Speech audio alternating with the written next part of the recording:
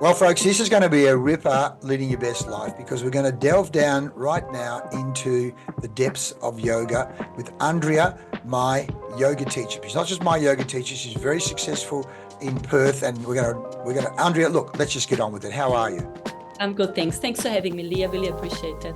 Well, we want to share the magic and the wonders and the benefits of yoga with people today, knowing that I've been coming to you now for a month or so. A little quick, in a nutshell, what the history of yoga is. Yeah, sure. Or if you want, I mean, this is for the... Absolutely. When you say understanding the history of yoga goes back roughly 5,000 years back, and it points back to the Indus Valley civilization. And in that civilization at that time, there were people, it seems, that have practiced yoga already, because there were fossils and seals found which indicate that they have. Mm-hmm. It's an undocumented but acknowledged period because of these findings. Then there was the Vedic period after that. This is also where the word yoga first has been mentioned in a script which is called the Rig Vedas. And that script does describe rituals and mantras.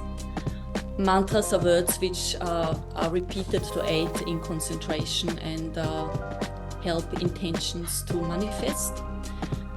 It can also change the state of mind, and it can be chanted also melodically. Yeah. So this is what we find about yoga in the Vedic period. Then there is the pre-classical period, which goes it's about a period of over 2,000 years. Then there is the classical period, which offers quite influential scripts coming from India, such as the Bhagavad Gita. And for us, yoga is also quite important, the Yoga Sutras of Patanjali, which I think we probably will talk a little bit later as well. Then there is a post-classical period and the modern period. And the modern period of yoga has brought about teachers like Krishnamacharya, B.K.S. Iyengar, Pattabhi Jois, Paramahansa Yogananda, you might have heard of him, or Swami Vivekananda.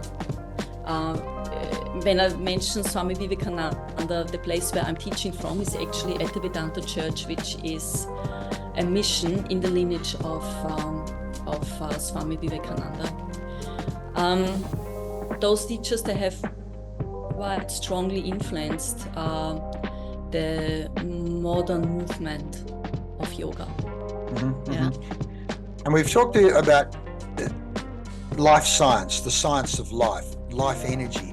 And again, I think of you use the word yogi, a yogi, I imagine, well, these yogis sitting in caves, thinking about the science of life and practicing breathing and Tell me about your understanding of these people that essentially spent years in caves studying the life of, I suppose, life science, not only life science in the external world, but life science in the inner world of thought, mind, breathing, inner chemistry.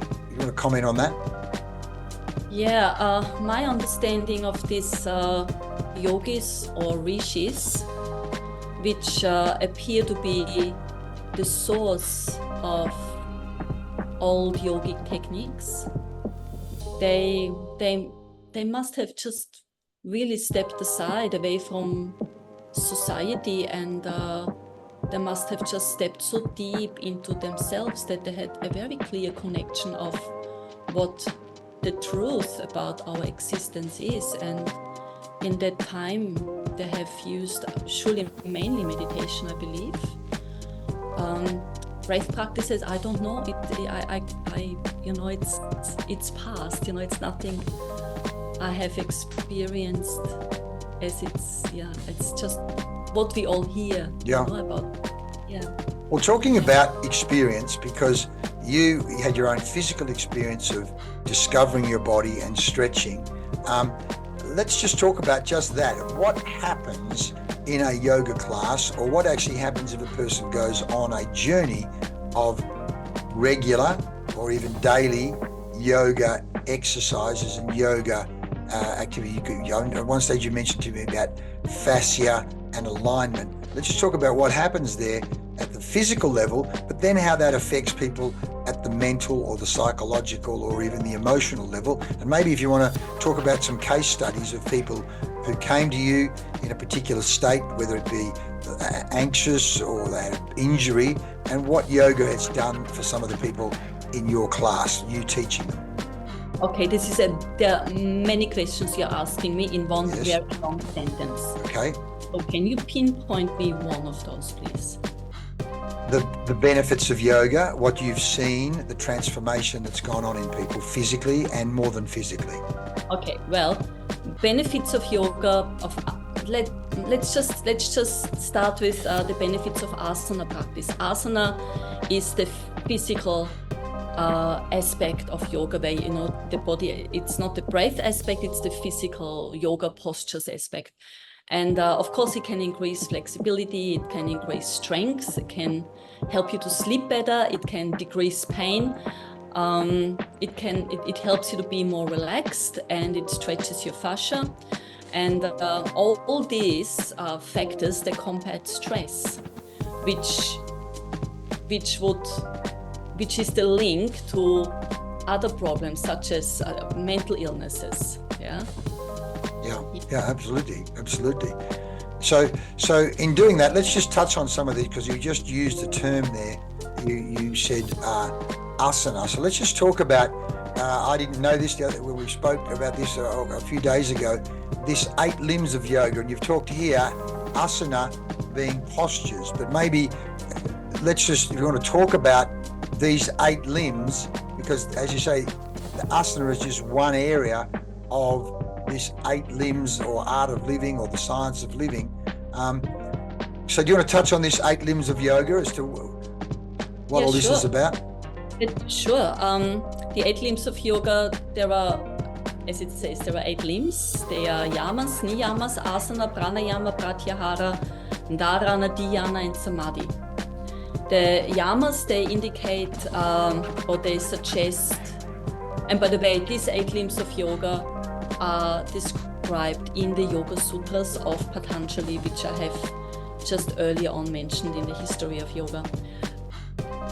Okay, so there's yamas and niyamas. The yamas, they describe social etiquette everyone should follow through with, rather whether this is a yoga practitioner or not. Then the niyamas, they are five attitudes one should follow. Purity, contentment, austerity, self-study, surrender. So it becomes a guidebook for life, isn't it? The niyamas are more specific to people who practice yoga. Yeah. Then you've got asana. The asanas are the physical aspect, the physical postures. Then there's pranayama, which is the art of controlling the life force energy, which is, I find, a much more correct translation rather than say the art of breathing. Then there is pratyahara, the withdrawal of senses, and then 3 different stages of meditation, or 2 pre-stages for a blissful enlightenment experience, or samadhi. Wow. Yeah. And your yoga practice, Yeah. is it called pranayama? Is that your yoga practice? No, pranayama is pranayama means pranayama is the name of the art of controlling your life force energy, which is in the West also understood as breath practices. Yeah. Prana means life force. Yes. Ayama means extension or broadening. And in relation to the breath, it can mean also suspension. So in Western terminology, it refers to the manipulation of breath, which means you're practicing a slow, deep breathing in order to balance your autonomic nervous system. Yeah, and that happens through stretch-induced signals of the abdominal muscles. Stretch-induced inhibitory signals of the abdominal muscles, but more specifically to the diaphragm. Yeah, but also to the even nerve endings in your nose. Wow. And Okay.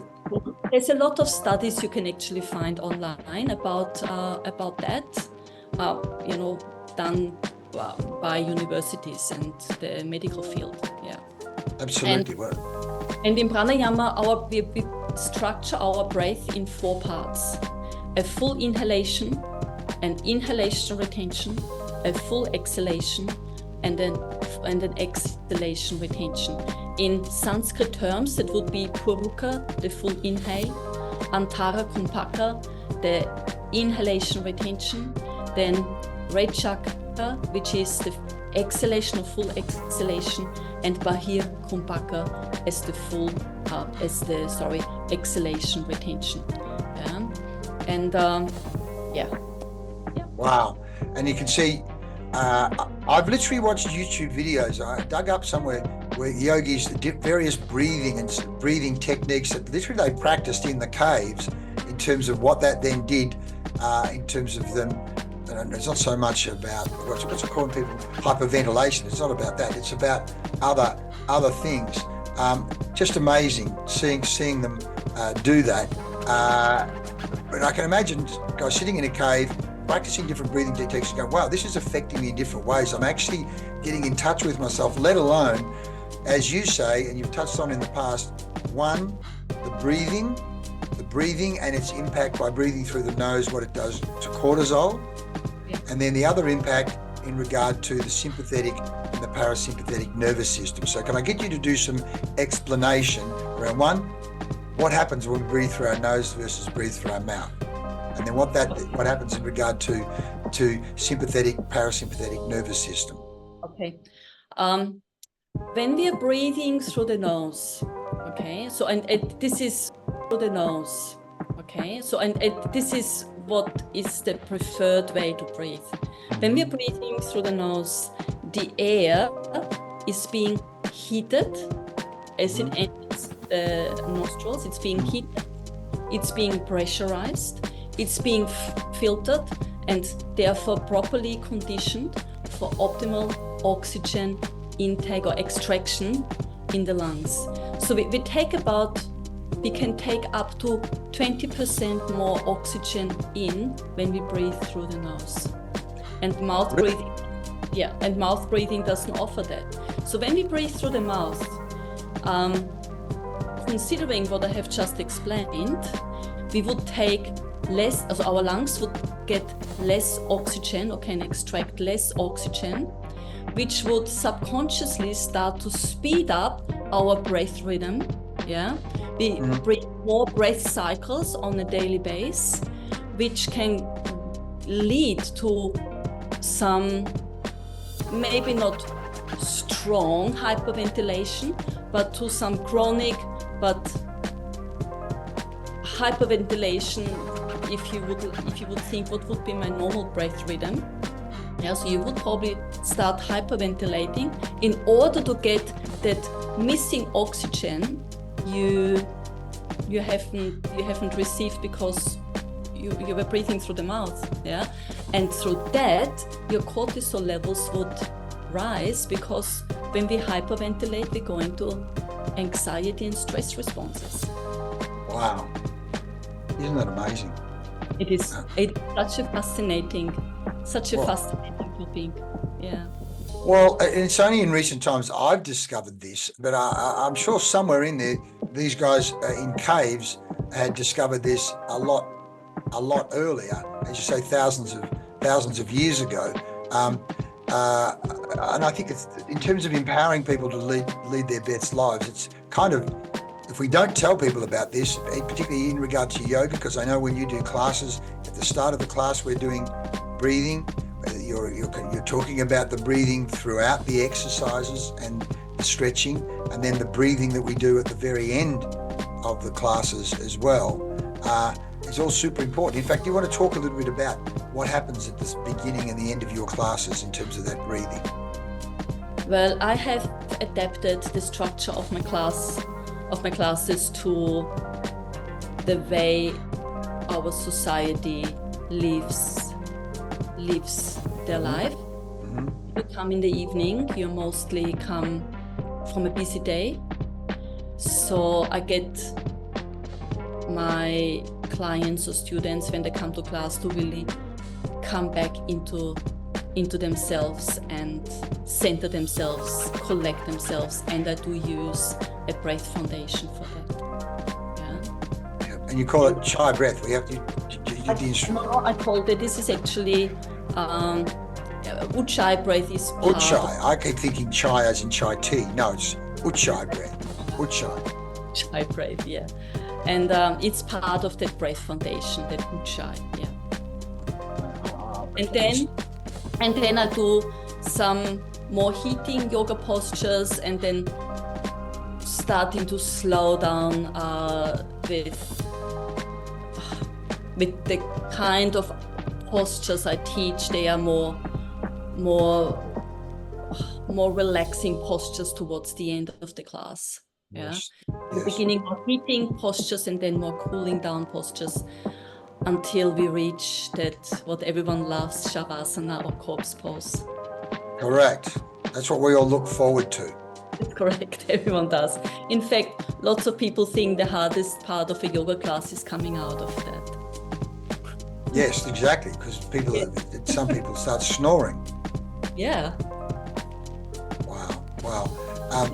What I was doing as you were talking, coming back to these slides, I just dug up in terms of the breathing, mouth breathing, agitated mind, poor sleep, daytime fatigue, brain fog, lack of focus, poor concentration. Every day becomes a bit of a struggle. I've certainly had that, and because I had sleep apnea, so I had a sleep apnea machine, which when you wear the mask, I mean, you're still breathing through the mouth even then, even though it keeps the airways open. Whereas the nose breathing, where I've since been doing some taping to breathe, calm mind, deeper sleep, get sleep more easily, wake up feeling fresh, clarity of mind, laser focus, good concentration. Every day is inspiring. And then you make the point around cortisol, that one chemical, because again, I may have mentioned in the master's thesis, we brought out Professor Bertil Gardell from Sweden, where he had been taking urinary measurements of cortisol, adrenaline and noradrenaline. So we start talking about sympathetic and parasympathetic nervous system. Am I in fight and flight response or not? And cortisol in and around, do I feel in control of myself, or perception of control or not? And invariably, the people who perceive their lives out of control, particularly people working boring jobs where they couldn't control the pace, they had higher levels of cortisol. And when you said to me the other day that nose breathing actually helps to lower cortisol levels, I thought, wow, that's just so important a piece of information, and therefore why be far more conscious of breathing and the nasal breathing. Would you like to talk a little bit about the parasympathetic and the sympathetic nervous system in regard to yoga and what yoga does for that, knowing the two different systems?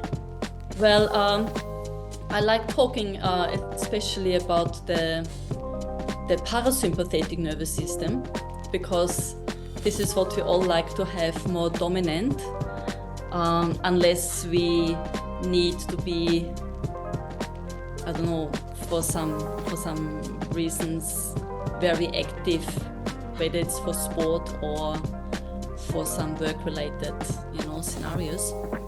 But we always want to come back to have our parasympathetic nervous system more active. Now, the parasympathetic nervous system is that part of nervous system in our body which controls the brain, the heart, the digestive. So it carries signals to the brain, heart, and digestive system, and the function of, and not only that, also heart rate, blood pressure, respiratory system, mood regulation, mucus, saliva production, skin and muscle sensation, speech, voice, taste, and also the urine output. Yeah, so all also controls the rest and digest, and this is what our parasympathetic nervous system is doing, and the main nerve of the parasympathetic nervous system is the vagus nerve, and when we practice yoga, we actually can increase the vagal tone. Yeah, so we can increase the signaling of the parasympathetic nervous system.